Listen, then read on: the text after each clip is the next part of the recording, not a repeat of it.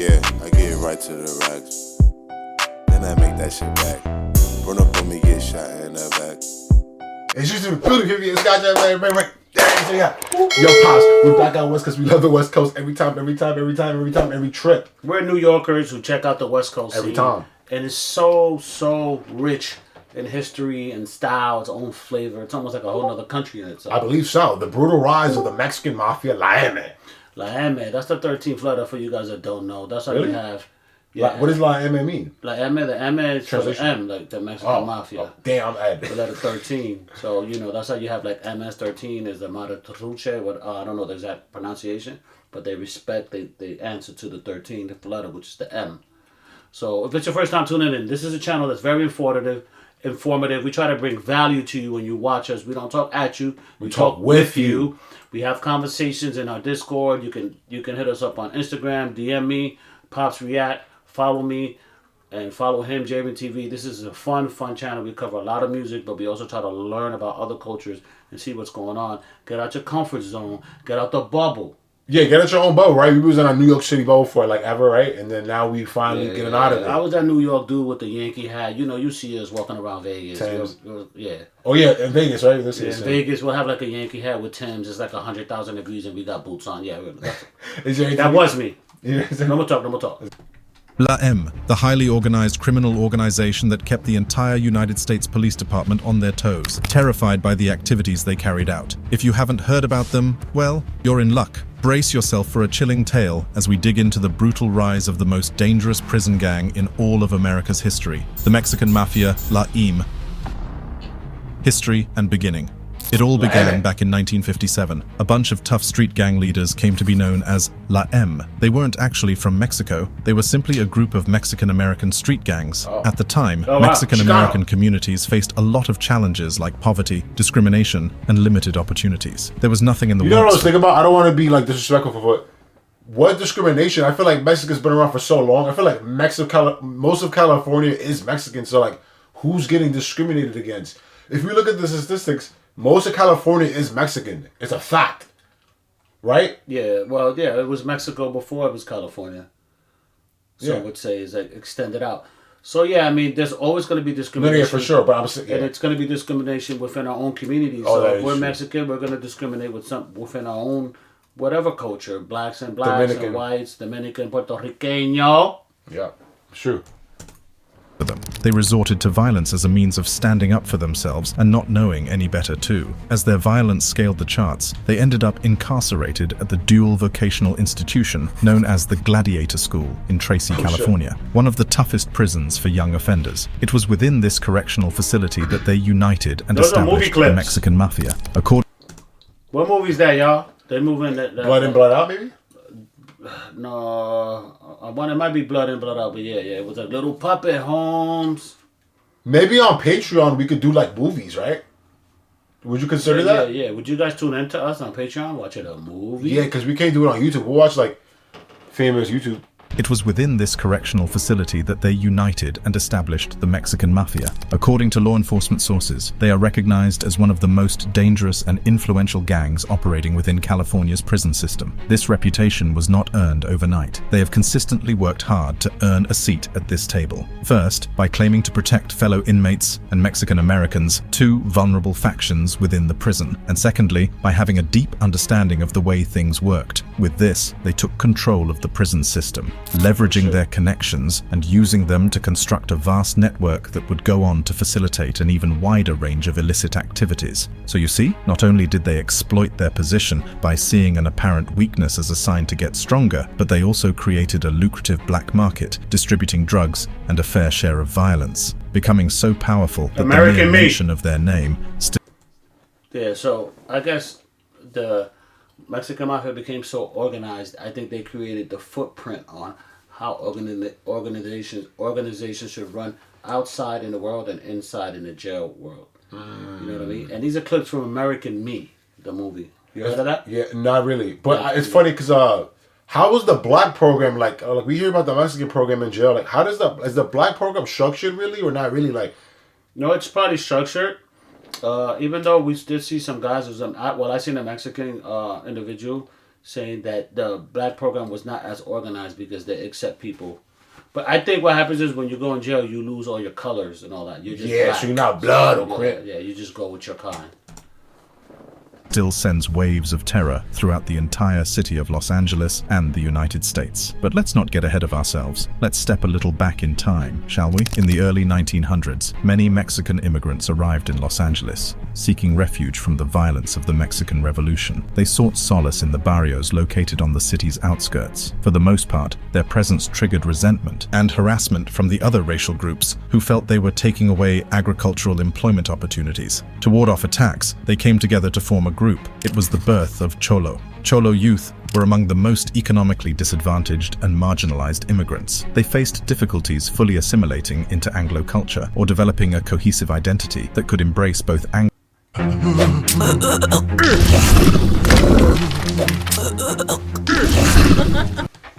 and Latino cultures. So they created this distinct subculture known as Cholo. Embracing the Cholo identity provided them with an opportunity to assert their Latino heritage, take pride in it, and resist the pressures of becoming overly anglicized or embachado. Essentially, they shaped their own subculture, drawing from the Spanish word solo, meaning alone. It was within this Cholo subculture that Latino gangs emerged, attracting socially and culturally alienated youth who willingly sought solace and camaraderie in the barrios. Things would only go downhill from here, because by the 1950s, several other racial groups had been formed, including African-American street gangs. It soon became a battle of who could protect their territory more, and the violence that came with it would lead several of them to the correctional facility in Tracy. Luis Huero Buff Flores. People say he wasn't exactly a big, intimidating guy, but let me tell you, looks are merely a distraction from the cold, hard fact. Luis Huero Buffs Flores was a very dangerous man with a very dangerous mind. Once behind bars at the Dual Vocational Institution, DVI, he wasted no time looking for people he could trust. He pitched them the idea of recruit about a dozen loyal inmates. Soon, authorities were forced to acknowledge this teenager from the Hawaiian Garden Street Gang and his deadly group of convicts. Back in the early 1900s, the Black Hand stood unrivaled among the Italian gangs. For this reason, Huero Buff sought to replicate an entire ideology, one that would instill fear in the prison population. He chose the name the Mexican Mafia, a name similar to that of the Italian mob, the largest and most traditionally organized crime syndicate of that time. So it stuck, the Black Hand and the name, an entire history of power, structure, and control of a criminal enterprise. Everything he wanted the gang to be. The Black Hand is a sacred I didn't realize one guy really pushed this to the forefront. He had all the sissies in jail. Yeah, he had it on lock. He probably ended up doing life, right? I'm guessing. Yeah, I think it was a lifer, and I think American Meat is an actual storyline of the gang and his life. Yo, Pops, you're really informed on culture, urban culture. You're really in tune. Because I pay attention. I'm very respectful of your culture. You know what I mean? We try to learn a lot here, Jeremy T. And when we don't know, we ask. Yeah. Control of a criminal enterprise. Everything he wanted the gang to be, the Black Hand, is a sacred symbol that can be arguably traced back to La Cosa Nostra, a group that is also known as the Combination. They worked with Fulton Fish Market and longshoremen in New York at the time. As they worked, they would steal crates and barrels of merchandise. With their dirty hands, they would handle these merchandise, leaving imprints behind. Over time, other people that worked in the area saw these dirt imprints as a symbol that whatever crates or barrels came bearing them should be avoided. Sometimes the imprints were black, placed by the sides of the merchandise. Huero Buff sought to tap from that history of intimidation and fear. He adopted it, calling it the Black Hand of Death. He quickly got to work, handpicking several recruits with qualities that would uphold his blueprint for the gang's reputation. A gang not to be trifled with. He went in search of people that would kill at the drop of a hat. He wanted the hardcore, brutal criminals, the demented murderers who wouldn't think twice about taking a life by... So, he didn't explain what did he do? How does he even have motion or, the respect to even pull that off, to get killers on his side? Who is this guy? This is almost like computer generated. It's almost like a computer voice.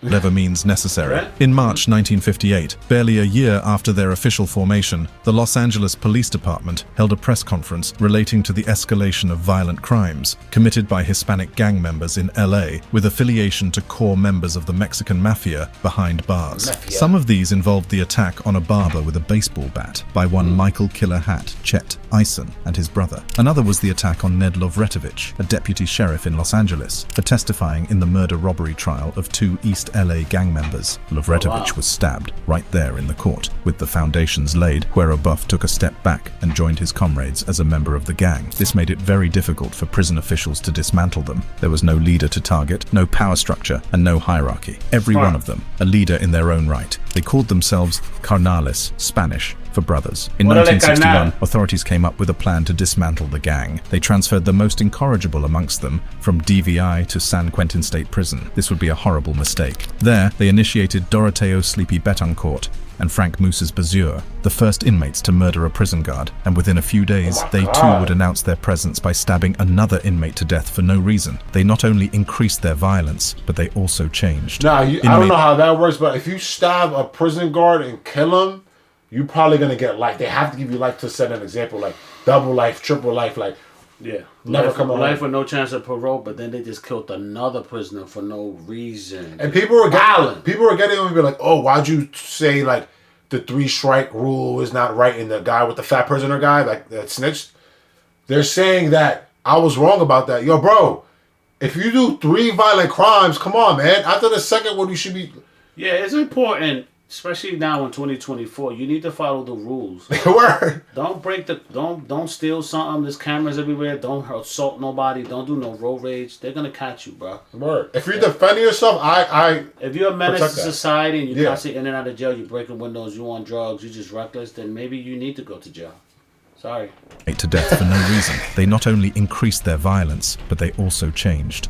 Inmates at San Quentin to Carnales. With more addition to the gang, they sought a new identity, one that would resonate with them with little to no connection with the Italian mob. They chose the name La Eme, Spanish for the letter M. Its significance was monumental. Every member got to understand what it implied. It was more than just a name. It became so deeply ingrained in the Hispanic gang subculture and the broader community that it was instantly recognizable as the symbol of membership. Occasionally, an M would be incorporated at the center of the Black Hand. This, a discreet reminder that the Mexican Mafia personifies the very essence of death itself. In 1960, the LAPD and the California Department of Corrections and Rehabilitation, CDCR, circulated a memo relating to the rapid spread of the Mexican Mafia throughout the state's prisons. Another symbol they used for representation was the Mayan numerals. The Mayan numerals became a code combination that some of them used artistically through tattoos. A tattoo with 2 bars and 3 dots represented the number 13, while the number 13 stood unparalleled because it alphanumerically equaled the letter. How does that work? Like, imagine getting those tattoos. Like, what are you going through in your life to get those tattoos? Like he's all in, Holmes. He's all in. But do you have to be like something wrong with you, or is it like? Yeah, I think so. It could be traumatic experiences growing up. Yeah. Something's definitely not. The elevator is not going all the way to the top. I'm trying to empathize with him, but it's hard, man. Like, look at this shit. Like I'm saying, he's all in. Like, ain't no turning back. Like, he's that life. Like, he is the very essence of that group of gangsters. Like, that's who he is, yo. Like, you put that on your face, you are not playing, yo. The eyebrows get me tight. I hate them shits. Yeah, I don't like him either. Ema, in Spanish. They were primarily known by the Black Hand. Years later, their power structure would evolve to match their growth. Some would describe it as a structure shaped like a pyramid, with those at the top behind bars and commanding a network of lower-ranking members out on the street. But everything would change in a few years. They wouldn't just be running the prisons, they would run the streets as well. Rodolfo Alvarado Cheyenne Cadena, a.k.a. Rudy Cheyenne Cadena, was born on April 15th, 1943, in San Antonio, Texas. He later moved to Bakersfield, California, with his family, where he attended East Bakersfield High School. During his time there, he became associated with the Barrio Viejo gang, which would later be known as the Barrio Bakers gang. Joining the gang became a significant chapter in his life. It was at this time that he and a man named Richard Ruiz stabbed another man to death outside a dance hall. He was convicted of murder, but didn't go to jail until his trial was wrapped up in 1960. Then he was sent to DVI. In 1961, he was transferred with the other troublesome inmates from DVI to San Quentin. The night he arrived, he made a non-verbal statement that was hard to ignore. A big African-American inmate attempted to kiss him on the cheeks, a derogatory way of showing that he could have him sexually. Later that same night, he responded by viciously ending his life. This earned him immediate respect among his... You have to do that. You have to do that, right? Like, at that point, you gotta protect your booty. Protect your booty. At all times. But I'm thinking, like, I guess he got convicted of murder, but this guy needs a lot of information out. Like, how much time was the guy facing? Like, was he already a lifer? So he said, "Yeah, I don't care if I kill. I'm not getting out anyway." Jesus. Probably, I don't know how strict were the laws more strict back then. Like they were giving bigger numbers back then, or not really? You remember? I don't really know. I'll be honest. Yeah. I don't know. I'm more familiar with our era, like 1980s and up. Right. I'm 67 years old, but I don't know everything. His fellow inmates and the ultimate attention of Joe Pegleg Morgan. Joe became some Pegleg. sort of mentor figure, and together they led the Mexican Mafia to prominence. The Shoe War. In 1968, Hector Mad Dog Padilla, an inmate from Northern California, left a pair of shoes in his cell, only to return to find them missing. He went out into the yard and saw one Eme gang leader, Robert Robot Salas, wearing them. He confronted him, and a face-off ensued. Hector ended up getting stabbed. This turned out to be the last straw. A group of unorganized Hispanics reorganized themselves and pooled their resources together to form one hostile rival gang. They called themselves La Nuestra Familia. La Nuestra Familia was formerly a group of, shall I say, bitter, disorganized Hispanics who came together in 1965 in Soledad State Prison. At that point, they were just a bunch of alienated Latino inmates with different geographical home base. Some were from Bakersfield, others from San Diego, Little Valley in East LA, and Westside Clanton. They felt somewhat insulted that although they were from areas that some Eme members were from, they weren't treated with the same level of recognition or respect. They stayed below the radar, not drawing any attention to themselves, nursing their resentment and grudge until the incident in 1968. The bone of contention that set into motion a bloody war between La Eme and La Nuestra Familia began with a pair of shoes. Was it reason enough to start a war? Well, let's just say it wasn't the first time their toes were being stepped on, or should I say, their shoes being stepped in, because prior to the confrontation, two inmates from Northern California, Philip Neri and Sonny Pena, had been killed in connection to the shoe war. This forced the two Crazy. random factions of resenting angry inmates to become one worthy rival. In one violent attack by La Nuestra Familia, a total of 11 were injured, and one EMA member was killed. Archie the Anvil Gallego. The prison went. Yo, I'm not gonna lie. Archie's my GTA RP name. Hey, I like that name. Really? Archie Bonds. If you see me on RP. Oh, wow. GTA RP. Yeah. Good on. So, I have a question, yeah. Are you guys like shocked that this has been going on for decades? Many decades. Like this is from the 60s, bro. You were like 5 or some shit, or like 10 years old maybe. You didn't really know what's going on. It's like, bro, like this is still happening. Like nobody just snapped up one day. We're like, you know what? History repeats itself. Why are we keep doing this? No, it don't. It doesn't. Wow, that's wild. Insane, bro.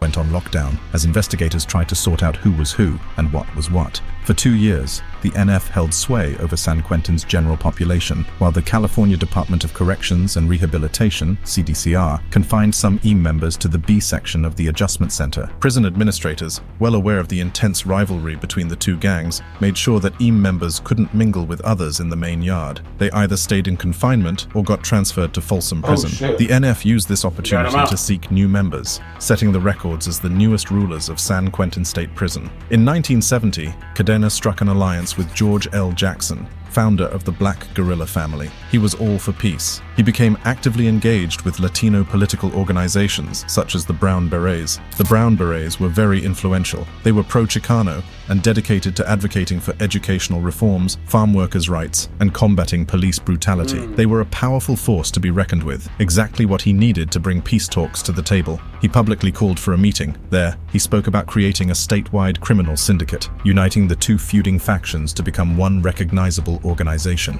Joe did not like this. Neither did other high-ranking EAM members. Cadena also ordered recently paroled EAM members to take over federally funded drug programs in LA barrios. Their first target was the National Institute for Alcohol Abuse, SPAN. EAM member Eduardo Easy Ed Aguirre eventually became executive director of the League of United Citizens to help. All right, bro, we addicts don't care reach- about all these freaking community organizations. I want to see what is the killers, man. Show the stabbings or some Get shit. to it. Man, come on, what's going on, Man, man? it just got me in a trance, just fucking talking. With one leg in politics and the Blah, blah, other blah. in crime, one would have thought Cadena was Robin Hood, and quite literally, he was trying to rob the government for his hood. After a series of investigations, How the about the kiss? plan fell through. Director Eduardo fled to Mexico with $146,000, and Ellen Delia, who wrote proposals for several welfare programs, was brutally murdered on her way to Sacramento to discuss their infiltration of the program. Cadena and George were targeted for their influence over large groups of prisoners. George was eventually murdered, but Cadena was luckily sent on parole. Joe Pegleg Yo, they Morgan. kill all the black leaders who are trying to bring people together. It's actually wild, man. All of them. MLK, Malcolm X. And you know Malcolm X story, I don't even know it. He was actually like pro-black, and then he was like, you know what? Why am I supporting that? Let's have peace for everybody. Why are we supporting this? when he went to Mecca, he changed. Yeah. You know, they also killed Elijah Muhammad also. So, yeah, it's hard. It's hard because when you have these leaders that get too powerful, the government gets rid of you. Wow. Yeah. Murdered, but Cadena was luckily sent on parole. Joe Pegleg Morgan.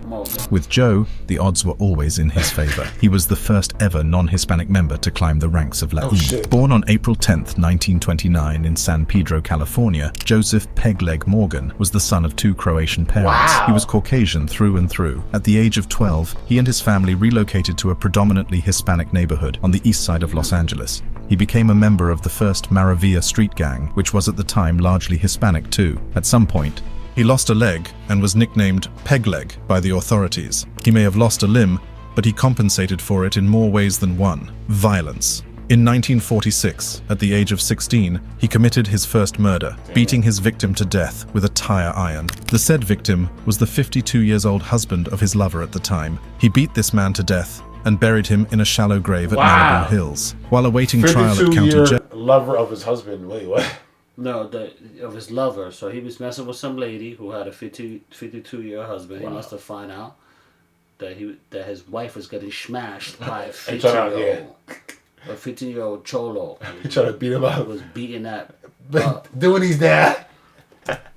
Doing his duty. Jail, he escaped by assuming the identity of his cellmate. However, he was captured and sentenced to 9 years at San Quentin. He soon became eligible for parole, but his quest for violence had him back in jail just 1 year after he got out. In 1956, a year prior to the establishment of the Mexican Mafia, he was incarcerated yet again for a machine gun robbery at a West Covina bank. 5 years later, in 1961, he led the escape of 11 inmates through a pipe shaft with tools hidden in his prosthesis. Sentenced to prison again, bro, he met the 60s, bro. The technology wasn't that good. Yeah, Pegleg is no joke, bro. But he's pretty pathetic for keep getting arrested in the 50s and 40s. Bro, if I was in the 1950s and 60s, I would have got away with every crime. No cap. Yeah, it was a different world. Yeah. Yeah, but he was smart. He kept breaking out. members of the Mexican Mafia and was accepted into their circle before encountering and befriending Cadena. The rise of the Mexican Mafia, Los Angeles, California. The sprawling metropolis of Los Angeles, commonly referred to as the City of Angels, is known for its diverse cultures. It makes you think of a sun-soaked haven of beachfront mansions, high-end fashion stores, and glamorous Hollywood parties. However, it is also known to be one of the bloodiest places in the world, with up to 50,000 active gang members and over 900 street gangs, most of which are controlled by the Mexican Mafia. Here's how it happened. By the time Cadena was up for parole in late 1971, Joe had done major work within the gang, spearheading operations involving the flow of heroin from Mexican drug cartels and forging an alliance with the most deadly white gangs within the prison system, the Aryan Brotherhood. Together, would you guys be alliance... interested in recovering the Aryan Brotherhood? That'd be interesting. I think eventually we'll get there. I want to cover a white gang. Yeah. Interesting. Yeah, they're very powerful. Made way They're very powerful. For a new wave of terror and death in the name of La Eme, Joe ordered the first street hit from behind bars. It was carried out by Ramon Mundo Mendoza and Eduardo Sailorboy Gonzalez. By October of that same year, Cadena was returned to the California Institute for Men in Chino on a parole violation. He continued his peace mission within that yard, calling for peace treaties and trying to hold peace meetings. In the lead-up to a peace conference between Cadena and Joe Gonzalez, an influential NF, Nuestra Familia leader, 2 NF members were killed on Joe Morgan's orders. Their death officially sealed the alliance between EAM members and the Aryan Brotherhood, stripping Cadena of his influence within the gang. He literally walked to his death. On December 18th, 1972, Cadena was stabbed 70 times, thrown off a third-story tier, and stabbed another 20 times. He was killed by angry NF members in the same hall the other 2 NF members had been slain. His death sparked an era of savagery and bloodshed within and outside the prison system. Joe Peglegs Morgan was more than prepared for it. Just before he was sent on parole, Joe was made an honorary godfather. A total of 36 inmate murders were recorded. 30 were connected to La Eme. On the street, 3 deaths spoke volumes about the ruthlessness of the gang. The cold-blooded, point-blank shooting of Carlos N. Rodriguez in Los Angeles, the brutal stabbing of George Polo Felix, where he was mercilessly stabbed over 30 times, and the gruesome death of NF member Leonard Arias, all the way in Tehachapi, California State Prison. With Joe at the helm of affairs, EAM members on parole meant widespread... It's really interesting how hits are ordered from inside.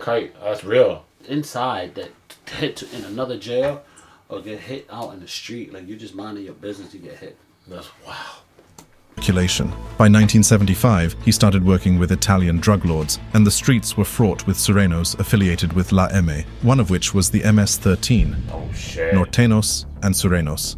In many neighborhoods across California, there were different gang affiliations and smaller groups. In East LA, there were groups like Maravilla and White Fence. However, there weren't any large organizations that connected multiple cities together. So, if you happened to be from East LA and you went to Santa Cruz for the weekend, people from up north wouldn't bother you because of where you were from or any connections to street gangs you might have, and vice versa. However, in 1968, after the Shoe War, things rapidly changed. Once in the prison system or on the street, you had to choose. It was either La Eme or NF. When members of either gang got released on parole, they worked hard at getting new territories. NF members initiated more members from the north, who called themselves Norteños, Nortes, or Northsiders, and were known by the number 14 or X4, while those associated with La Eme got more street gangs from the south side. They identified as Surenos, Esis, or Southsiders. For some reason, Norteños started So wearing that's red. what happened. It was Nuestra Family, La Emes, and MS-13 a little bit. I didn't know SS were from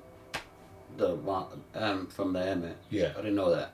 So yeah, a lot of people don't talk about how La Eme turned into Sureños and then Nuestra Family turned into Norteños. And that's what happened. In modern times. Yes. Okay. Red, while Surenos chose to wear blue. They were not always entirely dressed in that color, but they would always have a touch of it, like a bandana or a piece of clothing. This made it easy to determine who belonged to which group based on where they were from. Bakersfield, California became the dividing line between the Norteños and Surenos. That's how a group of Surenos started the clique called MS-13. This group originally formed in Los Angeles in the 1970s and were long-standing rivals of another Sureno gang called the 18th Streets. But these guys were merciless. Locals even complained bitterly about the disruptions they caused. They would steal, destroy properties, and draw graffiti all around the neighborhood walls, daring whoever thought they could to challenge them. The war between the Blues and the Reds did not end, but Surenos kept claiming several territories across California, controlling those areas, making sure to protect themselves from their mutual enemy, and claiming thousands of lives in the process. Rene Boxer Enriquez.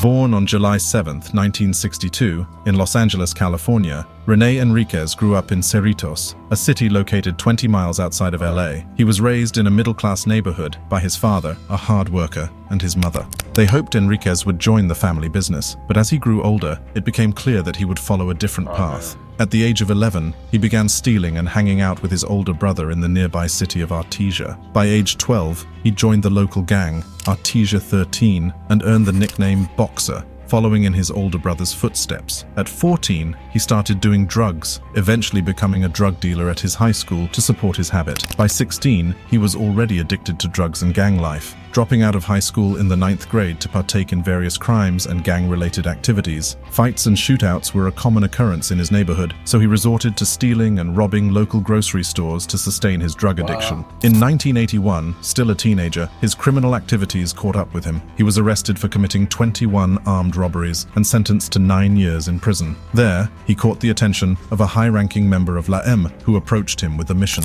He performed exceptionally well, impressing them with his willingness and fearlessness. He eventually became their go-to hitman. He worked closely with them for 3 years. You know what's wild? He before became a officially- hitman, but he went to jail for 21 robberies. He could have came home in 9 years, but he ended up getting life. Possibly. He got caught up in the fucking wave. The system just sucked him in, bro. Wow, he would have came home. Jesus. But 21 robberies. Nowadays, if you do like one robbery, you get up to like 20 years, 25 years for one. Depends if there's some violence involved, yeah.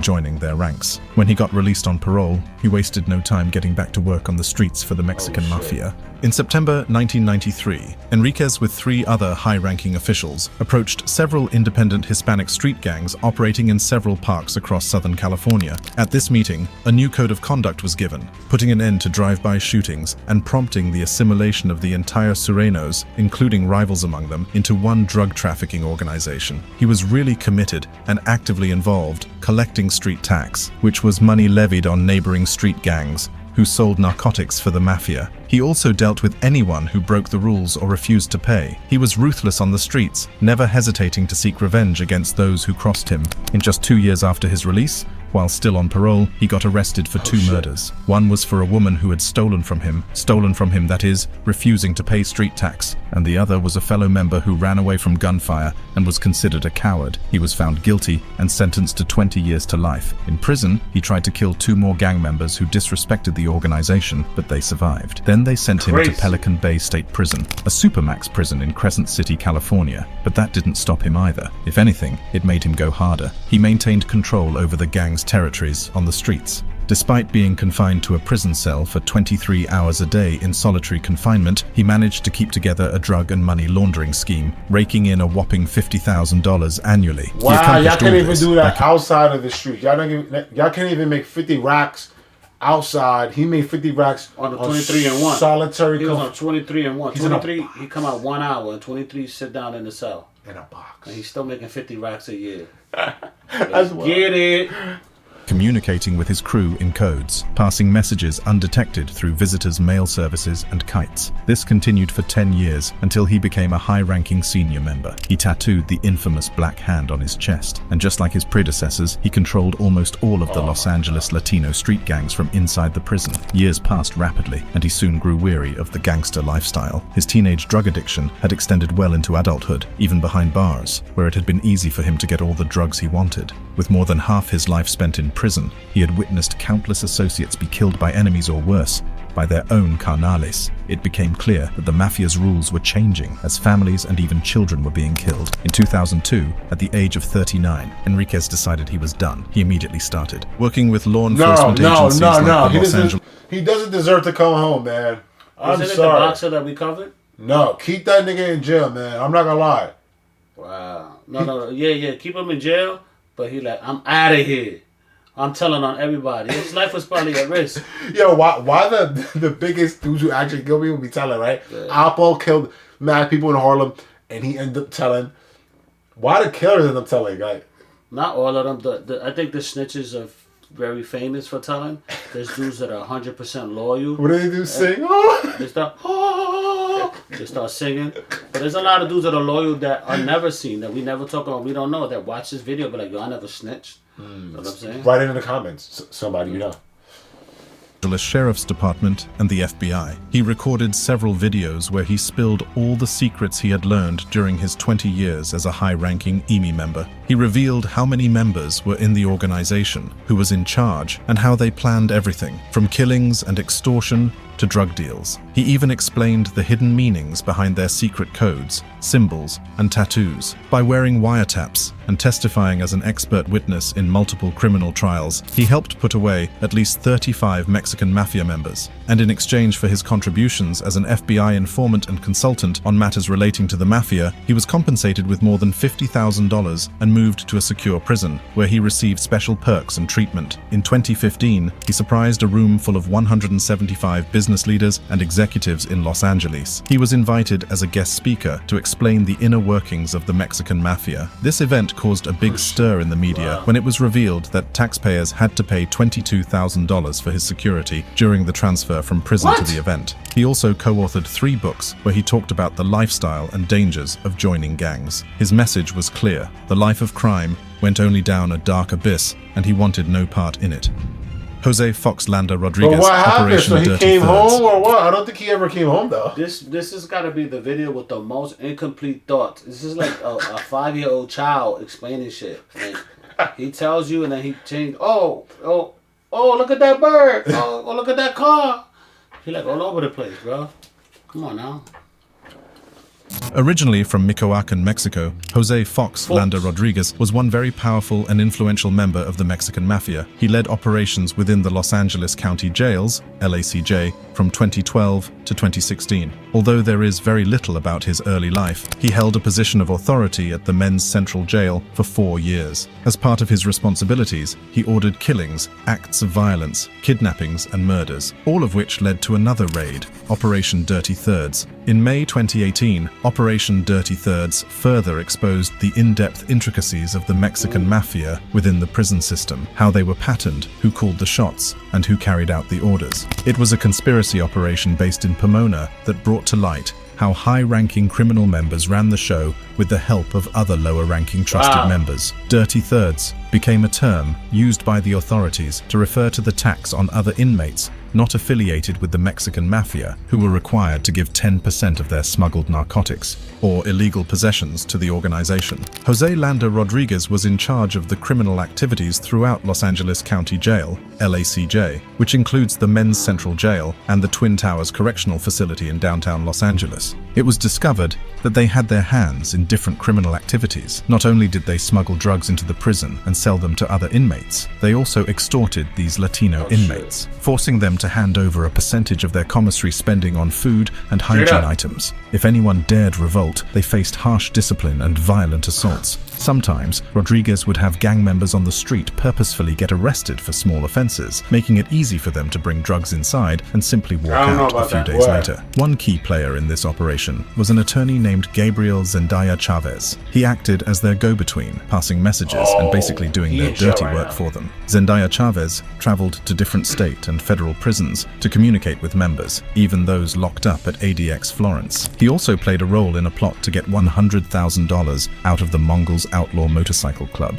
They were also involved in money laundering, which they used to clean up after themselves, covering up every illegal footprint they leave behind. The investigation lasted 3 whole years and targeted everyone involved, from the big shots and facilitators to the dealers and smugglers in LACJ. In the end, they managed to arrest 83 gang members and associates, some of whom were already behind bars in state prisons or county jails. As for Zendaya Chavez, he faced charges related to drug dealing, setting up murders, extortion plots, and being a part of their illegal communication network. It is worth noting that on May 7th, 2019, something significant happened that many media outlets haven't covered. For the first time in history, the United States government suffered a major loss in the conspiracy trial. The jury came back with a string of not guilty verdicts, starting with Jose Landa Rodriguez. It makes one wonder, can the Mexican Mafia ever be truly stopped? Will there be an end to their reign of terror? It has been stopped, buddy. They're in jail. Yeah, but they still rule from jail. Did you not pay attention to the whole damn video? I understand, but it's still jail, bro. That life, that's not freedom. I don't care how much ruling you're doing in there. That's true. It's not freedom. It's sharing TV, you though? Thanks for tuning in this long ass video. We out of here.